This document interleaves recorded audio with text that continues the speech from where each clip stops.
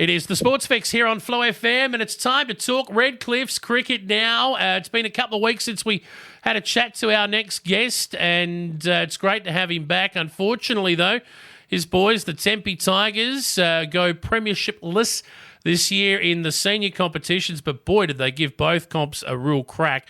He joins us now, Nick McKay. G'day, mate. How are you? Yeah, very good, Jace. How are you?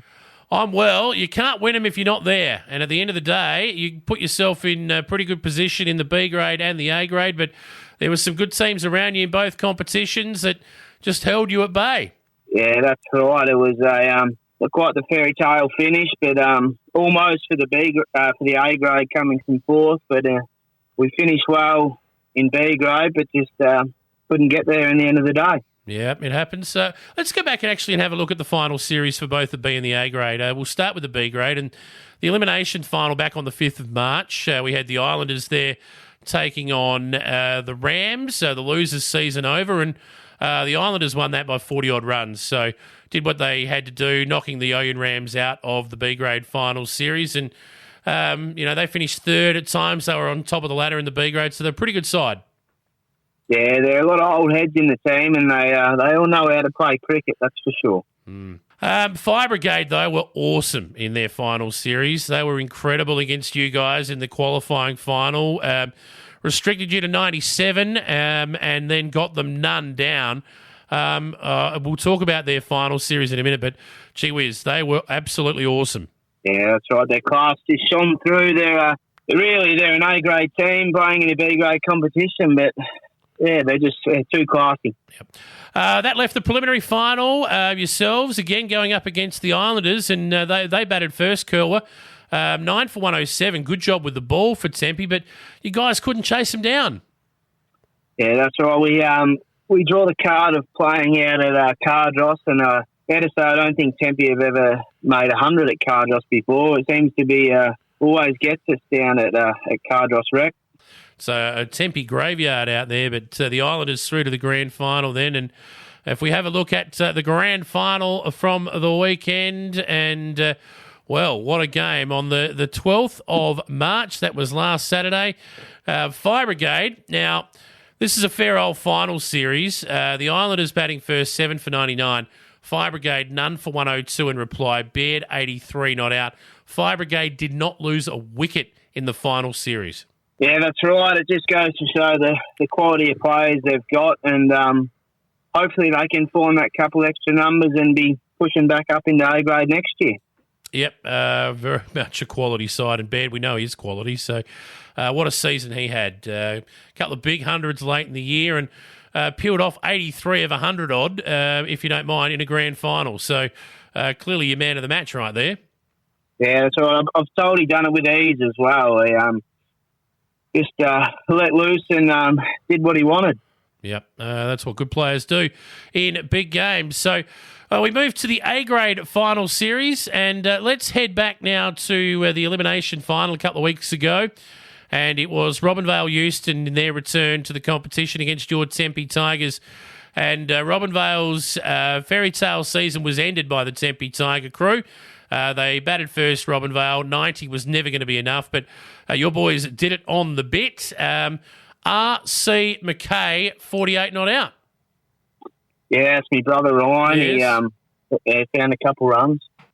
Monaghan as well, 43 not. So did it very, very comfortably, marching on to the preliminary final from fourth position on the ladder. The qualifying final in the A grade saw the Oyen Rams taking on Nursery Ridge, and Nursery Ridge just weren't up to it. The Rams were too good. Lots of wickets in this game. Nursery Ridge batting first, bowled out for 71, and the Rams had a few dramas getting there, but they got their 5 down in the end. Yeah, lucky it was only 71 runs, I think. They struggled a bit to get them, but they got them done, and that's all they had to do. Yeah. We got to preliminary final day. Nursery Ridge, 125 all out, taking on your Tempe Tigers, who had already posted 7 for 138. So a thrilling preliminary final. The Tiger crew, 7 for 138, runs on the board in a big final is always important. But to win by 13 runs coming from fourth and getting into a grand final against the old foe, we'll talk about that in a minute, that's a really good win Yeah, it was an absolute ripping game. Because we got knocked off so early out at Cardross, the B grade team managed to slip in there and watch the last few overs. So it could have went either way, but the Tempe bowling just a bit too tight and got the job done.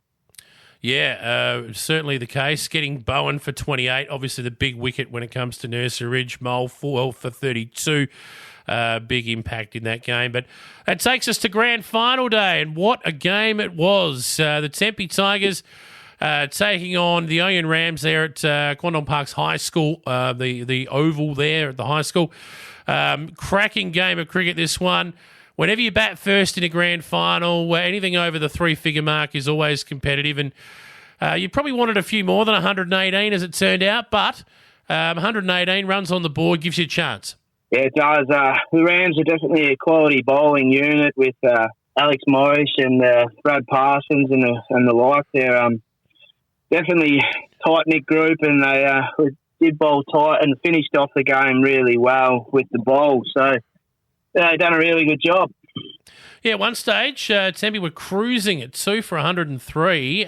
Once Mole got out, though, for 60, the wickets just tumbled, and it was an almighty collapse from that point on that reduced you guys to all out for 118 in the 37th over. But the Rams had troubles of their own with the bat and only just snuck over the line. When you get to 9 for 115 and you're chasing 119 for victory, there is some nervous times, I'm sure. Yeah, it was definitely hard to sit down in the seat and watch. There was a large crowd on display up at Redcliffe. So I think Oyen had a bust and Tempe had a bust, and there's plenty of others watching. So it was an absolute spectacle to watch.